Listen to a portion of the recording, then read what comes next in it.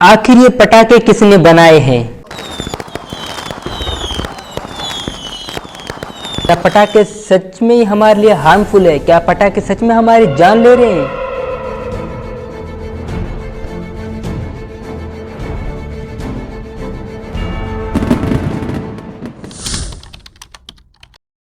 In advance happy Diwali दोस्तों मेरी तरफ से आप सबको। दोस्तों आज मैं जिस टॉपिक के ऊपर बात करने वाला हूं वो है पटाखे, फायरवर्क्स। जी हाँ, मैं इसी एक टॉपिक को दो हिस्सों में डिवाइड करूंगा। पहले कि आखिर इस पटाखों की इन्वेंशन कैसे हुई, कैसे बने ये पटाखे, और दूसरी यानी कि ये जो पटाखे सच में हमारे लिए हार्मफुल है और ये कैसे हमारे लिए हार्मफुल है। तो दोस्तों आइए आज के इस वीडियो में दोनों टॉपिक को अच्छी तरह से समझते हैं आज की इस वीडियो में।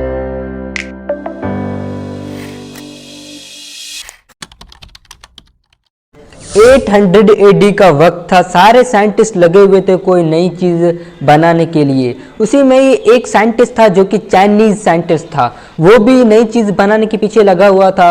वो ये चाह रहा था कि मैं एक ऐसी चीज़ बनाऊं जिसको इंसान पीकर फिर वो अमर हो जाए, यानी कि वो कभी भी ना मरे।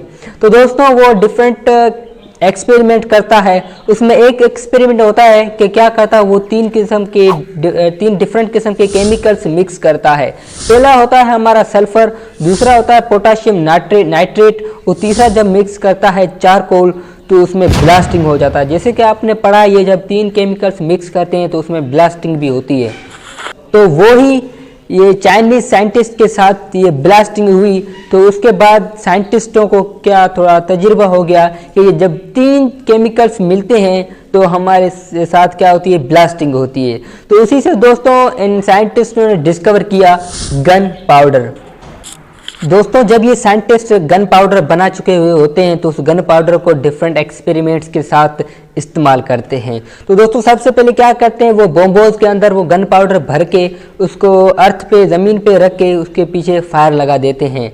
वही इस रॉकेट की तरह होता है जो कि अब अभी हम दिवाली में चलाते हैं। उसी रॉकेट की तरह वो जब पीछे जब फायर देते हैं तो वो जो बॉम्बोज है जिसके अंदर गन पाउडर भरा हुआ होता है वो ज़मीन पे स्पीड से जाता है आगे, एक रॉकेट की तरह।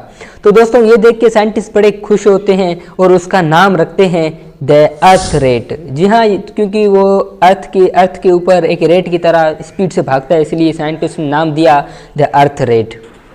तो दोस्तों इस तरह से हमारे फायरवर्क्स की इन्वेंशन सबसे पहले चाइना ने किया, यानी कि ये भी चाइना कंट्री की इन्वेंशन है। और इस तरह से ये सारे जो फायरवर्क्स डेवलप होते गए और आज हम दिवाली में, शादियों में और दूसरे कई किस्म में जला रहे हैं ये पटाखे।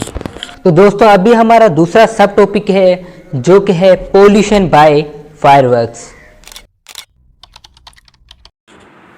दोस्तों पटाखे ना के हमारे बॉडी को जलाते हैं, उसके साथ साथ ये पोल्यूशन भी क्रिएट करते हैं जिसके अंदर सल्फर डाइऑक्साइड जैसी गैसेस भी रिलीज होती हैं जो कि हमारे लंग्स के लिए और हमारे बॉडी के लिए बड़ी हैजर्डस है, बड़ी ही डेंजरस है।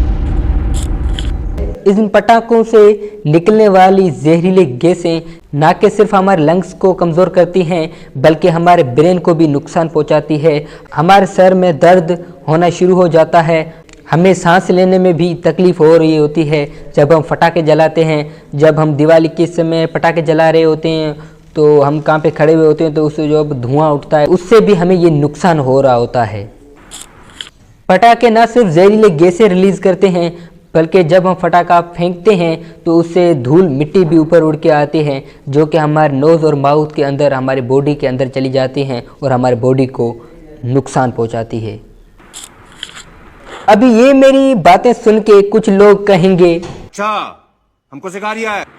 मेरा ये मतलब नहीं है कि आप दिवाली के समय पटाखे जलाना बंद कर दो। अगर इतिहास में भी देखोगे तो वहाँ पे सिर्फ दिए ही जलाए गए हैं। जब श्री रामचंद्र रावण को हराकर अयोध्या वापस आए थे तो वहाँ पे भी सिर्फ दिए जलाए गए थे, ना कि ये पटाखे। तो अगर आप पटाखे जलाना बंद नहीं कर सकते तो पटाखों को जलाना थोड़ा कम तो ज़रूर कर सकते हो। एक इंडिविजुअली पटाखों के सारों बच्चों को देने से अच्छा है कि सारी फैमिली इकट्ठा हो जाए और उसके साथ थोड़ी क्वांटिटी में ये पटाखे जलाएं, जिससे किसी इंसान की ज़िंदगी बच सकती है और पोल्यूशन भी घट हो सकती है इस वे को आजमा के। मैं सिर्फ दिवाली की बात नहीं कर रहा हूँ, बाकी दूसरे भी ऐसे इवेंट्स हैं, फेस्टिवल्स हैं जिसमें लोग बड़ी क्वांटिटी में ये फटाके फायरवर्क्स जला रहे होते हैं। जैसे कि आ गई है हमारे क्रिसमस, और दूसरा ज़्यादातर लोगों शादियों में भी ये फटाके जला रहे होते हैं। शादियों में अगर फटाके नहीं जलाए तो शादी में खुशी में थोड़ी कमी नहीं आ सकती, तो इससे अच्छा है कि आप फटाके न जलाएं शादियों में।